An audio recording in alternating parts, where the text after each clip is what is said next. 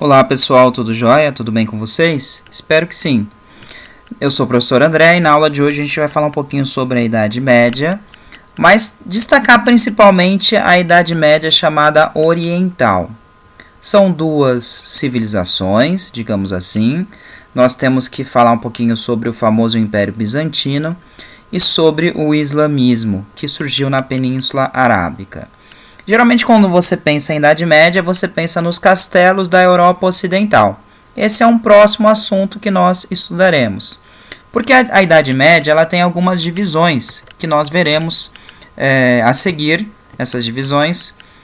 A Idade Média ela começou da queda do Império Romano, no ano 476 d.C., e teve o fim com a tomada de Constantinopla pelos turcos otomanos no ano de 1453 d.C. Então foram mais ou menos 1000 anos, foi mais ou menos 1000 anos de Idade Média, ou 10 séculos, né?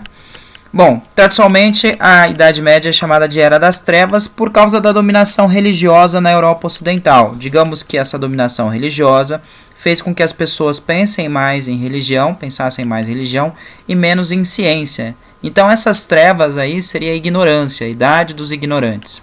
Não é correto a gente falar sobre isso, porque na Idade Média também surgiram as primeiras universidades, teve a filosofia medieval, né, a patrística e a escolástica, a arquitetura medieval bastante destacada, mas historicamente os renascentistas chamaram a Idade Média de Era das Trevas, tá? Então a Alta Idade Média foi marcada do século V até o século IX, mais ou menos, sobre as invasões bárbaras. A igreja se fortaleceu e se formou o Império Carolíngio, o Império Franco, o Reino Franco, tá? E do outro lado, na Baixa Idade Média, nós temos o feudalismo até a sua crise, a crise do feudalismo. A Baixa Idade Média se destaca principalmente a crise do feudalismo. E quando a gente fala de Idade Média, nós também podemos falar da Idade Média da Europa Oriental, que é o Império Bizantino, que nós vamos falar hoje, e a Idade Média na Península Arábica, que é Maomé e o surgimento do islamismo, também assunto de hoje. Outro assunto é a Idade Média Ocidental. Esse não é assunto de hoje, que seriam os reinos bárbaros, a formação e a crise do feudalismo. Esse é um assunto para uma próxima aula nossa, tá? Falando sobre a Idade Média Oriental, portanto, que é o nosso assunto de hoje, nós falamos do Império Bizantino. Para vocês entenderem melhor, tem esse mapa aqui, ó. Esse mapa, ele mostra o Império Romano como ele era no seu auge, tá? Então, observando aí, o que está em vermelho de vocês, vermelho claro, vermelho escuro, seria o Império Romano do Ocidente.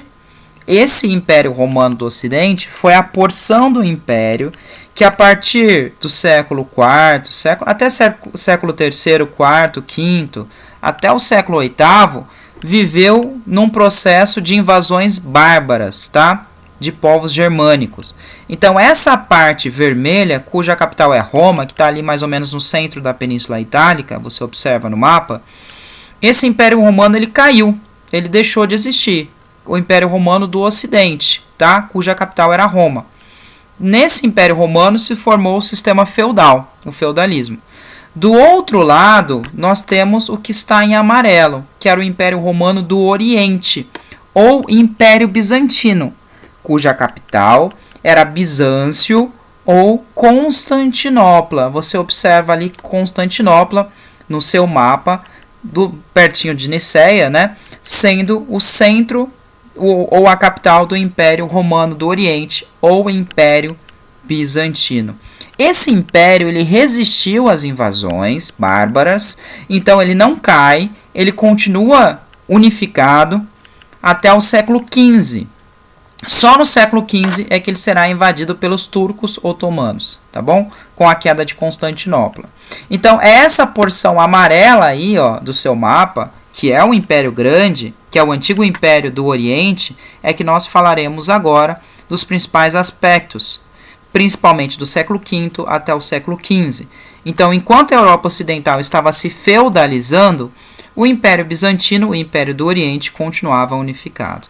Ou seja, enquanto o antigo Império Romano do Ocidente estava se fragmentando politicamente, fragmentando e formando feudos, poder local, na parte amarela aí, o poder permanecia centralizado com imperadores, dentre os quais a gente destaca o mais importante deles, dos imperadores do Império Bizantino, foi Justiniano, foi o auge do Império Bizantino. Nós falaremos sobre ele também na aula de hoje. Vamos lá então? Império Bizantino, Império Romano do Oriente, é o nosso assunto, nosso primeiro assunto da aula de hoje, tá?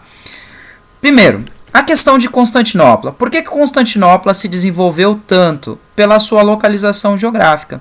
Se você perceber ali no mapa, eu vou até voltar um pouquinho para a gente observar, o mapa aqui, ó, Constantinopla está bem num estreito, ou seja, numa ligação entre o Oriente e o Ocidente. O comércio passava tudo por ali, pelo Estreito de Bósforo. Então isso enriqueceu muito a cidade e se destacou do ponto de vista econômico. Por isso vai se transformar num grande centro econômico, posteriormente um grande centro político, a capital do Império Bizantino. Então observe no mapa que ali no Estreito de Bósforo, né, onde existe Constantinopla, hoje Constantinopla é Istambul. Istambul é a principal cidade da Turquia. Não é a capital, né? A capital é Ankara, mas Istambul, como economia, como cidade importante na economia, é a principal cidade da Turquia.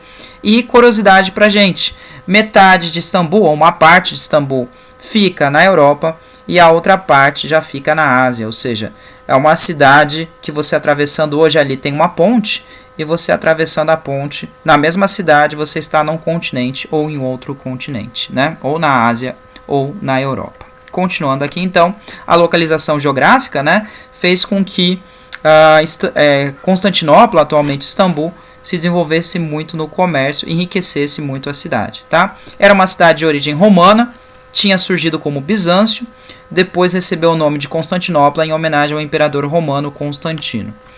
Bom, foi capital do Império Romano do Oriente, depois da divisão, o Império foi dividido em dois. O Ocidente, né, a capital era Roma, o Oriente, a capital era Constantinopla. A divisão foi feita pelo Imperador Teodósio, na época ainda do Império Romano. Resistiu às invasões bárbaras e permaneceu por 1000 anos, até que foi conquistado lá pelos turcos otomanos, tá? Foi centro de um império comercial e com fortes características urbanas. Então, algumas características gerais aqui do Império Bizantino para a gente. Continuando, as principais características do Império Bizantino. Economia, as terras pertenciam ao Estado, que era a aristocracia, os nobres, tá? A terra pertencia aos nobres, a principal atividade econômica era o comércio, a produção rural ficava em segundo plano. Acho que a gente já falou de forma exaustiva aqui como o comércio era importante para o Império Bizantino, justamente por causa das rotas comerciais que convergiam para a sua capital, Constantinopla. A sociedade, se o comércio era importante, junto com a aristocracia, junto com a elite de nobres, a principal classe social vão ser os grandes comerciantes. Então você observa ali, ó, a aristocracia, os nobres e os altos comerciantes, eles estão no topo da sociedade. Eles dominam a política e dominam a economia. Continuando, nós temos os religiosos, e a religião no Império Bizantino era muito importante. Eles eram cristãos no Império Bizantino, mas ali em 1054 teve o cisma do Oriente, que separou a Igreja Católica Romana da Igreja Católica Bizantina, ou ortodoxa.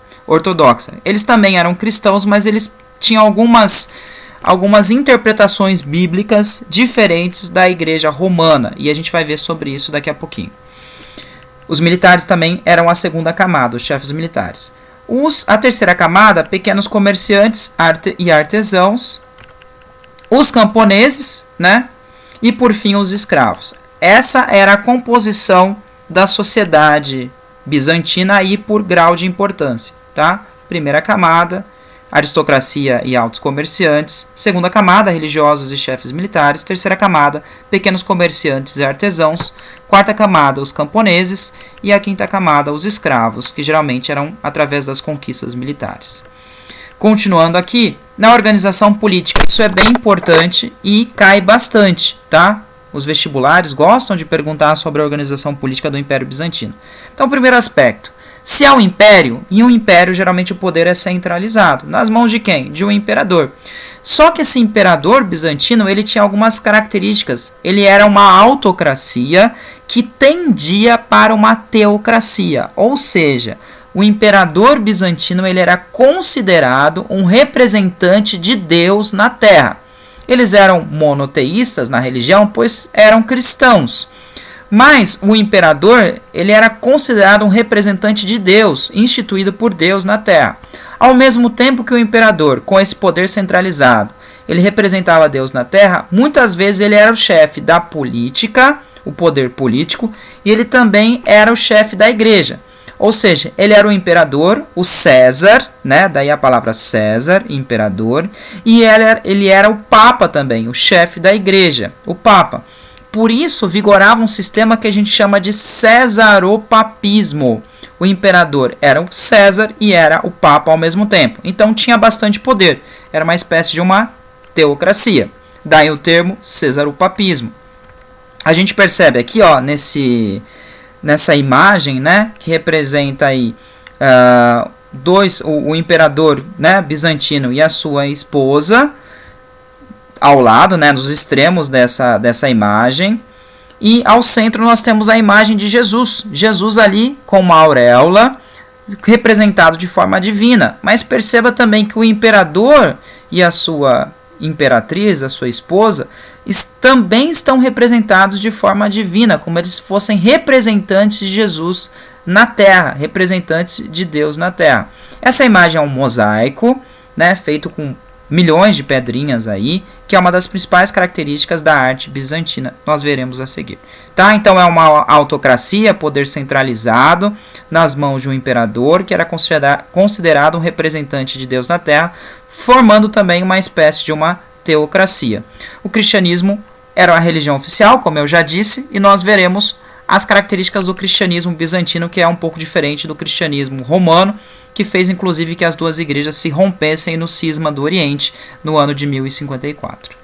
Nós temos aqui a igreja de Santa Sofia, né, que é uma das principais igrejas, a principal igreja bizantina ortodoxa, católica do Oriente, daquela época, né, que depois com a conquista muçulmana foi transformada numa mesquita árabe muçulmana. E você percebe ali uma das grandes características também, as cúpulas arredondadas, né? Uma das grandes características da arte e da arquitetura bizantina. Aqui o interior da Basílica de Santa Sofia, que depois virou, né, você vê ali uma mesquita, porque você observa até nas extremidades alguns símbolos muçulmanos, mas que atualmente é um local de visitação turística histórica, né? Então, muito legal ir para Istambul, poder visitar, por exemplo, essa Catedral de Santa Sofia ou depois a Mesquita muçulmana naquele mesmo local. Bom, continuando aqui, vamos falar então, já a gente falou do poder, né? Vamos falar do principal imperador, que foi Justiniano, que governou durante o século VI depois de Cristo. E o Justiniano, por que ele foi tão importante? Porque ele fez algumas coisas. Primeiro, ele organizou o Império Bizantino do ponto de vista jurídico. Então o que ele fez? Ele sabia que o direito romano era um direito bastante, ou seja, as leis romanas eram leis bastante elaboradas, bem feitas, bem elaboradas. Uma das principais heranças que o Império Romano deixou, o Império Romano do Ocidente, foi a sua legislação, foram as suas leis, né, o direito romano. Então o que ele fez? Ele contratou pessoas para compilar, para transcrever o direito romano. Geralmente, pessoal, as coisas que eram do Império Romano do Ocidente eram em latim, e o Império Bizantino era em grego, né? Então ele compilou do latim para o grego, né, as pessoas que ele havia ali contratado, e dessa forma ele fez um direito bizantino inspirado no direito romano. Esse direito ficou conhecido como Corpus Juris Civilis, tá? E que na verdade vai ser ali toda a base da organização política e da organização legislativa, né, de leis do Império Bizantino. Esse direito bizantino era dividido no Códex, que era o código em si, o código compilado, traduzido e adaptado. O digesto, que era uma outra parte desse código, que na verdade seria para interpretar o código, seria a parte interpretativa do código. Digesto vem de digerir, né? de interpretar, de pegar o que está mais bruto e transformar em algo mais palatável, digamos assim, ou seja, fazer a interpretação do código através do digesto. As institutas, que eram livros feitos para que esse novo código fosse estudado por acadêmicos, ou seja, nas universidades e nas escolas, e as novelas, que seriam as leis novas que surgiriam para exclusivamente o Império Bizantino, já que as leis romanas em alguma proporção serviam para o Império Bizantino, mas o Império Bizantino tinha as suas peculiaridades e novas leis precisavam ser adaptadas. Então as novelas seriam as novas leis. Então o Corpo Iuris Civilis, lá do imperador Justiniano, é uma compilação, né? A tradução das leis romanas do Ocidente para o Oriente, dividido no Códex, no Digesto, nas Institutas e nas novas leis, as novelas, tá? Aqui nós temos uma imagem do livro, né? O Corpus Juris Civilis, né? Então nós temos aqui nada mais, nada menos do que essa compilação de leis. E ele vai começar a partir daí, com o Império organizado, a conquista do Império Ocidental, ou seja, ele saiu conquistando geral. Ele conquistou muito. Na verdade, ele expandiu demais o Império Bizantino. Você vai perceber que algumas partes do Ocidente ele acabou reconquistando e reunificando. Por isso ele foi o grande imperador Justiniano. Ele governou principalmente voltado para a igreja e para a nobreza, ou seja, para a elite. Esqueceu o povão, né? Então, assim, por mais que ele tenha sido o principal imperador que organizou o Código Civil, que conquistou, ele explorou muito a população, porque essas conquistas, elas, claro, que vinham de um exército poderoso e principalmente da sua marinha de guerra, que era extremamente poderosa, mas para isso ele precisou explorar a população cobrando altos impostos, e por isso ele vai enfrentar várias revoltas, e principalmente a revolta de Nica, né, que vai acontecer lá em Bizâncio ou Constantinopla. Teve muitos gastos e por isso aumentou os impostos, já falamos sobre isso, e enfrentou a revolta de Nica, que foi logo ali no início do seu governo, 1532, que na verdade, assim, resumido para vocês, a revolta de Nica foi o seguinte: em Constantinopla não tinha um coliseu como tinha em Roma, mas tinha um hipódromo aonde as corridas de biga, as corridas de cavalo aconteciam, tá? E fazia mais ou menos a função do coliseu em Roma, que a população ia ali, né, milhares de pessoas, mais de 30 mil pessoas, iam ali para torcer nas corridas, e tinham, digamos assim, duas equipes principais que disputavam as corridas, que eram os verdes e os azuis. Essas duas equipes, pessoal, elas disputavam de uma forma bastante violenta as corridas. Era um negócio assim absurdo, ao ponto de ter tipo briga de torcida. As brigas entre essas torcidas, elas geravam muitas vezes morte, né, e depredações depois ali na saída do hipódromo, bem parecido com o que acontece muitas vezes nos estádios de hoje. O que o Justiniano fez para conter essas brigas? Ele mandou matar os líderes das duas equipes, das duas principais equipes. Isso causou uma revolta geral contra ele, ao ponto dele quase ser deposto em uma revolta generalizada que durou cerca de 3 dias. Para resolver a situação, ele fez uma atacada de mestre. Ele chamou as torcidas para conversar dentro do hipódromo, né? E ali lotou. E na verdade, ao invés de conversar, ele massacrou esses revoltosos. Mais de 30 mil pessoas morreram, mas ele conseguiu conter a revolta. A revolta ficou conhecida como Revolta de Nica, porque Nica significa vitória, e quando eles saíram manifestando pelas ruas de Constantinopla, eles gritavam Nica, eles gritavam vitória, por isso Revolta de Nica, mas que foi contida de forma bastante violenta ali pelo imperador Justiniano, tá? Então, esse Império Bizantino, que teve o auge no Justiniano, teve também uma questão muito importante que a gente chama de o cisma do Oriente. Cisma, essa palavra cisma significa divisão. Foi em 1054, eu já tinha relatado essa data para vocês, quando teve a divisão da Igreja Católica Romana e da Igreja Católica Ortodoxa. Lembrando que essa divisão persiste até hoje. A Igreja Católica Romana ficou como a Igreja do Ocidente e a Igreja Católica Ortodoxa, a Igreja Católica do Oriente. A Igreja Romana é liderada pelo Papa e a Igreja Ortodoxa tem o seu patriarca. Tá? Até hoje existe essa divisão. Agora, por que teve a divisão? Principalmente pelos motivos políticos, né? E por desentendimentos teológicos, ou seja, pela interpretação da religião. Por quê? Duas coisas, o monofisismo e a iconoclastia. Ah, mas são palavras difíceis. Tudo bem, vamos entender o que isso significa, tá? Monofisismo. Mono vem de um, né? Um único. Por quê? Porque os bizantinos, eles acreditavam que Jesus, que não existia a trindade, ou seja, que Deus era um só. Eles não entendiam que existia Jesus, o Filho, o Pai e o Espírito Santo. Ou seja, a ideia de trindade eles combatiam. Era um único Deus, tá? Essa trindade não existia. E eles entendiam que por isso Jesus foi Deus encarnado, que na verdade não teve nada de humano. Ele era somente Deus. Ele não teve nada de humano, tá bom?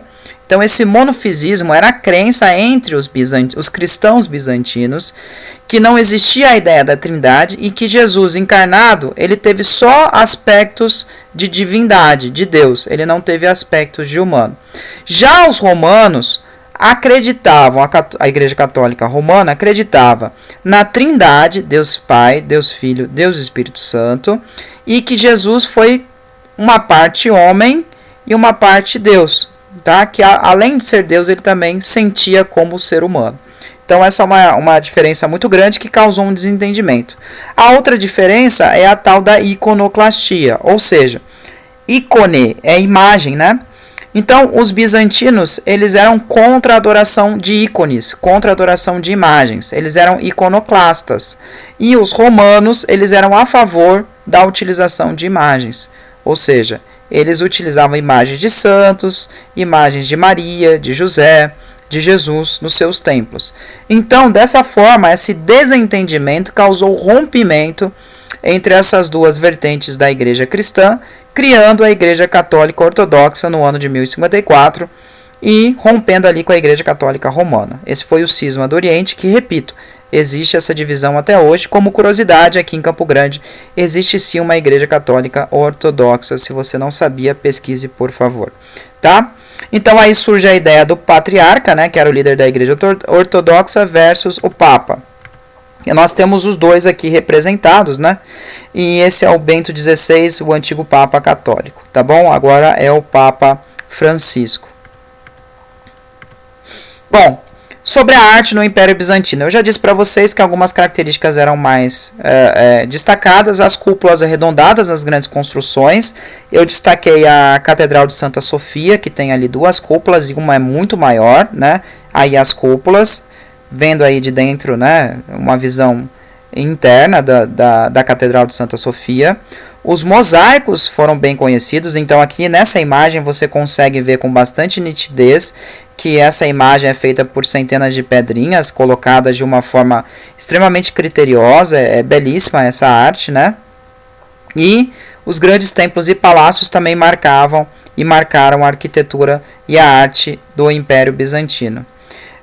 Eles fizeram, e é interessante que eles pegaram, assim a gente pode falar que eles fizeram uma mistura de características orientais da arte e características ocidentais. Então é um império muito rico, porque ele não ficou restrito apenas à arte oriental ou à arte ocidental. Eles fizeram a mistura desses dois elementos, o que enriqueceu bastante a cultura bizantina. Tá? Como ideia de decadência, a decadência do Império Bizantino aconteceu principalmente depois da morte do Justiniano. Entrou um processo longo aí de decadência, né? Ele foi o auge, e no século XV o Império Bizantino, a cidade de Constantinopla, foi conquistada pelos turcos otomanos, que eram muçulmanos. Então, a derrota cristã nas cruzadas, né, do século XI até o século XIII, fez com que os muçulmanos contra-atacassem e conquistassem a cidade de Constantinopla. A invasão e a queda foi no ano de 1453 e a partir daí era o fim do Império Bizantino e no seu lugar vai se formar um outro império, mas não um império cristão, né? Um império muçulmano, o Império Turco-Otomano no lugar do Império Bizantino. Já é um outro império, tá? Aqui nós temos a representação de Constantinopla sendo atacada lá no século XV. E como curiosidade, alguns historiadores dizem que foi a primeira vez que canhões foram utilizados para derrubar as muralhas. Os habitantes de Constantinopla acreditavam que a cidade era impenetrável por causa das suas muralhas, mas aí os turcos vieram com os canhões, uma nova tecnologia, com a utilização da pólvora, né, e derrubaram os muros da cidade. Bom, e aí surgiu o Império Turco-Otomano no lugar do Império Bizantino. Esse Império Turco-Otomano ele vai resistir aí até o século XIX, início do século XX, e ele acabou sendo desmembrado de fato ali já antes da Primeira Guerra Mundial, mas a Primeira Guerra Mundial foi um duro golpe no Império Turco-Otomano. Então, finalizando aqui a nossa aula de Império Bizantino, tá? Vamos falar um pouquinho agora, vai ficar um pouco longa essa aula, mas vamos falar um pouquinho sobre o islamismo para fechar essa primeira parte da Idade Média, tá? O islamismo, na verdade, é uma religião, né? Uma religião criada por um profeta chamado Maomé, que pregou a adoração em um único Deus, Alá. Segundo a tradição muçulmana, ele recebeu uma revelação do anjo Gabriel para fazer isso. Vamos ver então onde surgiu o islamismo e como eram as coisas, né, a cultura, as tradições na Península Arábica antes do islamismo e depois do islamismo, as principais consequências, tá? Então a localização inicial na Península Arábica, porque Maomé era dessa região, Maomé era da tribo dos Coraixitas e ele nasceu na cidade de Meca, tá? Então a religião inicialmente, antes de Maomé, o que existia? Eram várias religiões politeístas. Então, nas vilas, nas cidades, nos oásis ali, se adoravam vários deuses e a religião era local. Essa fragmentação política, esses vários deuses adorados, eles também causaram uma fragmentação política, porque as várias tribos que existiam, que adoravam deuses diferentes, lutavam entre si politicamente pela conquista dos oásis, que eram as regiões ali mais produtivas onde tinha água, porque é uma região desértica, tá? Então, assim, digamos que a grande virtude de Maomé foi, a partir da religião, unificar uma região, a saber ali, a Península Arábica, que era totalmente fragmentada politicamente e religiosamente. A partir do momento que ele consegue pregar o seu ideal, a sua nova crença, o islamismo, a submissão total a Alá, a um único Deus, ele unifica tudo através da religião e ele meio que pacifica a Península Arábica. Mas ele pacificou através da guerra, da conquista, o que é um pouco irônico, mas aconteceu dessa forma. Então, inicialmente, a religião era politeísta, tá? E depois que se tornou monoteísta com o advento, com o crescimento no século VII do islamismo.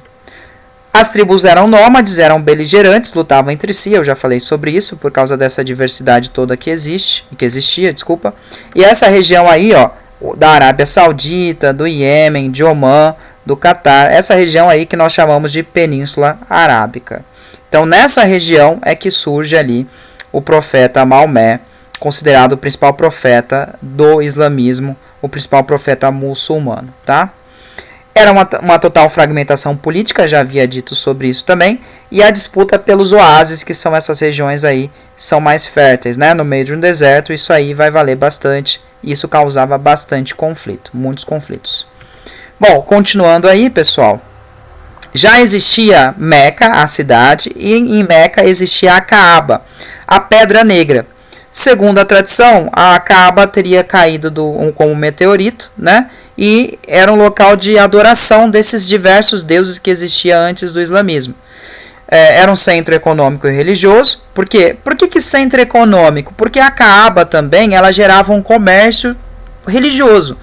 Os sacerdotes desses diversos deuses que existiam, ali eles adoravam esses deuses e recebiam as oferendas. Ali existiam várias imagens de vários deuses, diversos deuses, e esses sacerdotes e muitos comerciantes viviam desse comércio religioso. Tá?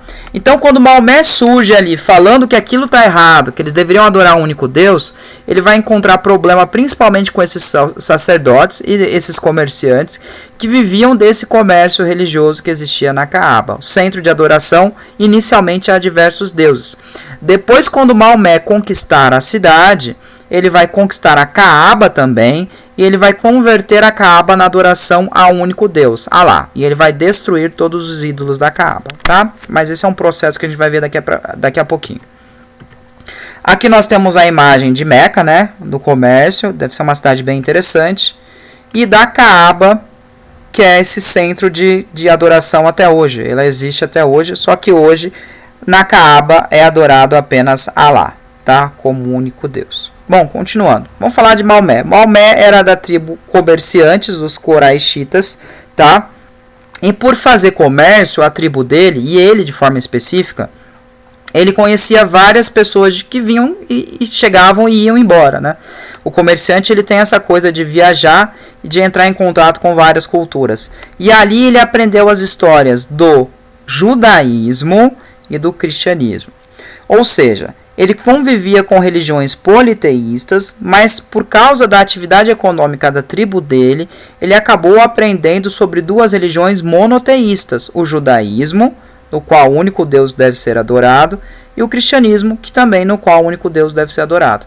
Os historiadores entendem que esse contato com essas religiões monoteístas influenciaram diretamente Maomé, que passou a acreditar em um único Deus, que ele vai chamar de Alá. Então, se alguma questão cair sob a influência religiosa que Maomé teve, você marca que foi judaísmo, que ele foi influenciado pelo judaísmo e pelo cristianismo, tá? Bom, ele nasceu no ano 571 d.C., tá? Conhecia o judaísmo e o cristianismo, foi o que eu falei para vocês, duas religiões monoteístas, tá? Reza a lenda, digamos assim, né? Segundo a tradição muçulmana, ele estava meditando. Quando ele tinha 40 anos, ele estava meditando numa caverna quando recebeu a visitação do anjo mensageiro, o anjo Gabriel, que teria dito: não há outro Deus senão Alá, e você, Maomé, será o profeta.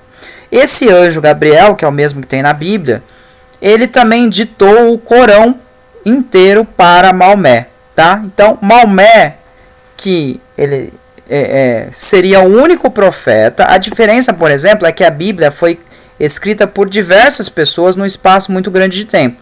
Já o Corão, que é o livro sagrado, ou Alcorão, o livro sagrado dos muçulmanos, foi ditado pelo arcanjo Gabriel a Maomé, juntamente com a revelação de que ele seria o profeta definitivo.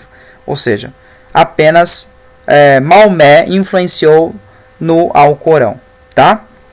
Qual que seria a missão? A missão dele seria levar o Islã, a adoração, a submissão total a Alá, o único Deus, para o mundo inteiro, tá? Então, a missão é uma missão de levar a crença a Alá para o mundo inteiro. Primeiro ele ia começar pela sua região e depois a expansão do islamismo, tá? Hoje o islamismo a gente sabe que é a segunda maior religião do mundo, só fica atrás do cristianismo. Então, cresceu de forma assustadora. Bom, vamos continuar aqui. Nós temos essa imagem representando aí o arcanjo Gabriel, revelando para Maomé uma curiosidade, que Maomé não pode ser representado com imagem humana, tá? Tipo com o rosto, ninguém sabe como ele era. Então, o islamismo ele é totalmente iconoclasta, eles não podem utilizar imagens. Dentro das mesquitas não tem a imagem de Maomé, a imagem de Alá como um deus. Tem só o arabesco, que é uma arte, tá? E realmente isso é extremamente proibido. Então vai lá, tá falando lá pro Maomé, né, o anjo Gabriel tá falando lá e tá ditando o Alcorão e tá falando que não existe outro Deus senão Alá e que ele deveria ser o profeta de Alá. E aí o Alcorão surgiu dessa revelação segundo a tradição, tá? Você encontra ele em português e, claro, basicamente todas as línguas já foram traduzidas. O Alcorão é um livro extremamente vendido hoje, né? Porque é a segunda maior religião do mundo.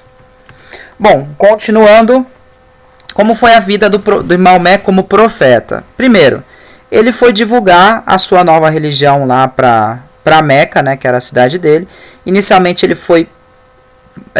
não foi aceito, né, porque ele estava ali de forma meio contrária a tudo que existia até então, que eram os vários deuses, e o comércio que girava em torno desse politeísmo religioso. Então ele foi expulso dali, tá? Ele teve que sair de Meca para sobreviver. Esse acontecimento é muito importante. Maomé entrou em atrito com os sacerdotes de Meca, né? Por causa do politeísmo, e ele sendo monoteísta bem rígido, e ele acabou fugindo, teve que fugir no ano de 622. Esse acontecimento, que ele saiu de Meca e foi para Yatreb, que depois passou a se chamar Medina, a cidade que recebeu o profeta, então saiu de uma cidade e foi para outra, né, por causa da fuga, ficou conhecido como Égira, que é a fuga, e é o marco zero do calendário muçulmano, é o início do calendário muçulmano, como está pontuado aí no item abaixo. Tá? Lá em Medina ele montou um exército e ele conquistou e invadiu Meca anos depois. Então, na verdade, a gente começa a entender que o islamismo é uma religião um pouco beligerante nesse sentido. Ele prega a jihad, ou seja, a expansão da fé islâmica pode acontecer se for também através da luta, tá? Da utilização da força. A jihad menor seria isso. A expansão do islamismo utilizando a força se necessário. Então, em 630 ele tomou Meca com mais ou menos 10 mil soldados e a partir daí ele vai converter a Kaaba no centro de adoração apenas a Alá, destruindo todos os ídolos da Kaaba. Tá? Então, destruiu todos os ídolos da Kaaba, o que mostra nessa imagem aí, ó, 630, os ídolos da Kaaba estão ali no chão e Maomé destruindo todos eles, tá? Então ali ele tomou a principal cidade da Península Arábica e a partir daí ele vai unificar religiosamente a Península Arábica através da expansão dessa nova religião do islamismo. Bom, então ele conquistou e unificou a Península Arábica por meio da guerra, da jihad, que eu havia dito para você, da expansão do islamismo pela guerra, né? A Guerra Santa, segundo a ideia muçulmana, essa guerra seria uma guerra permitida, porque ela tem um objetivo nobre, que seria a expansão do islamismo, mas eles também praticavam os saques, né, a pilhagem. A formação de um Estado único, de um único centro de poder ali em Meca, um Estado teocrático governado por Maomé, que seria o representante de Alá na Terra, por isso um Estado teocrático. E em 632 acaba morrendo o profeta Maomé e criou-se um problema. Por quê? Maomé ele não deixou estabelecido quem seria o seu sucessor. Então criou um problema sério ali. E houve uma divisão, porque um grupo, que eram xiitas, entendiam que o sucessor de Maomé tinha que ser sempre alguém da sua família. Já os sunitas entendiam que não era necessariamente assim, tá? E houve uma divisão entre essas duas vertentes. Os xiitas também acreditavam só na história do Alcorão, na primeira interpretação do Alcorão. Já os sunitas acreditavam no Alcorão e em outro livro, que são as Sunas, por isso o nome sunitas, que tem outras histórias fantasiosas, fantásticas do profeta Maomé. Então essa divisão entre xiitas e sunitas surgiu com a morte de Maomé devido a uma crise de sucessão ali do seu trono. Os xiitas, eles acabaram ficando a menor parte, que é mais ou menos 10% do que hoje são os muçulmanos, são xiitas.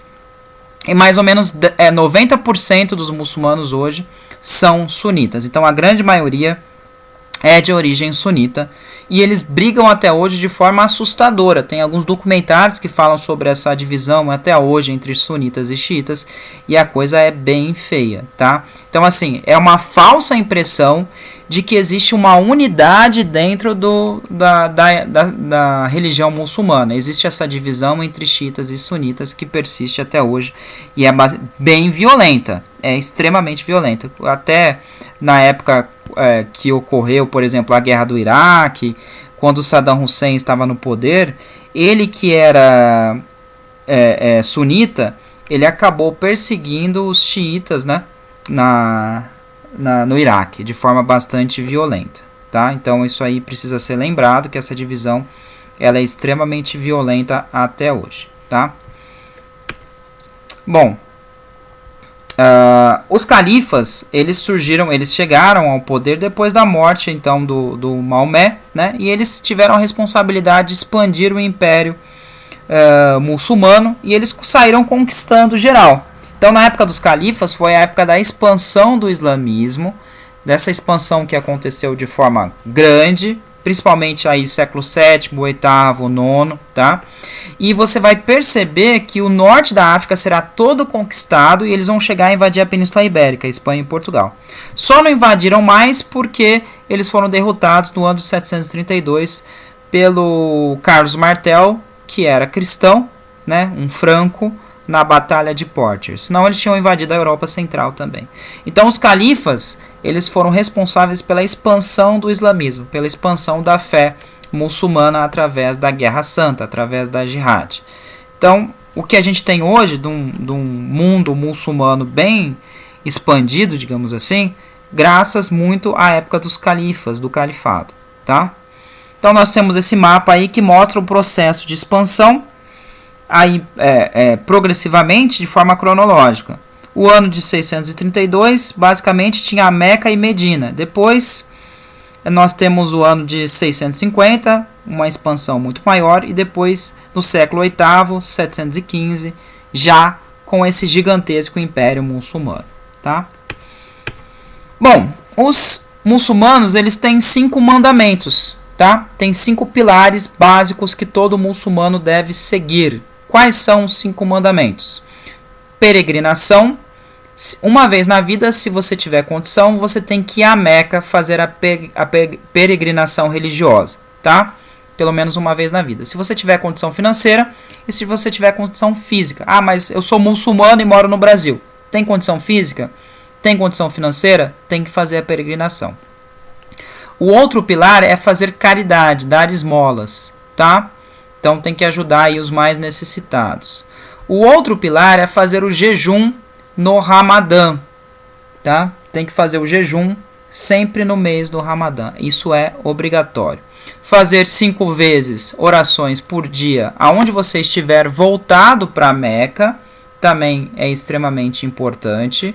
Essas orações, elas não podem falhar, você tem que fazer, tá? E professar Maomé como profeta e Alá como o único Deus. Então esses são os 5 pilares que vocês têm representado aqui, ó. Acreditar num único Deus, Alá.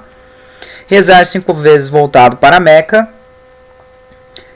A contribuição de purificação seria dar esmolas, né? Fazer caridade.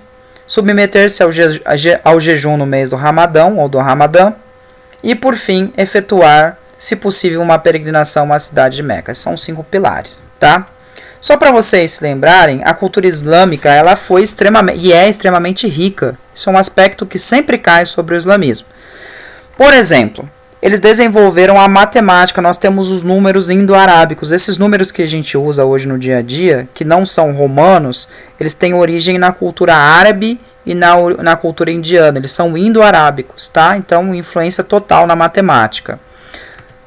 Esses números aqui, ó, que a gente tem, que são os atuais, né? Que evoluíram dessa forma que você está vendo aí na tabelinha. Desenvolveram técnicas de navegação, tá? Isso é muito importante. Por quê, senhoras e senhores? Porque na época das grandes navegações, os portugueses e os espanhóis, e por que não dizer, por exemplo, também os genoveses, né? Já que Cristóvão Colombo era de Gênova, na Península Itálica, eles utilizavam as técnicas de navegação que eles tinham aprendido com os árabes para fazer a localização, como, por exemplo, o astrolábio. Tá?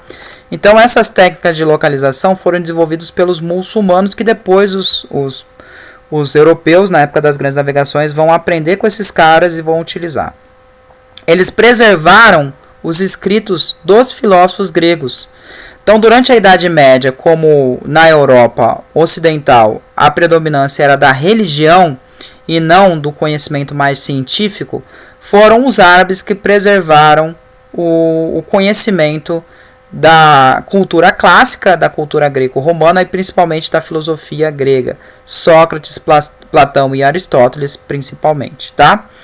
A História das Mil e Uma Noites, que também surgiu nesse contexto, né, do mundo árabe muçulmano.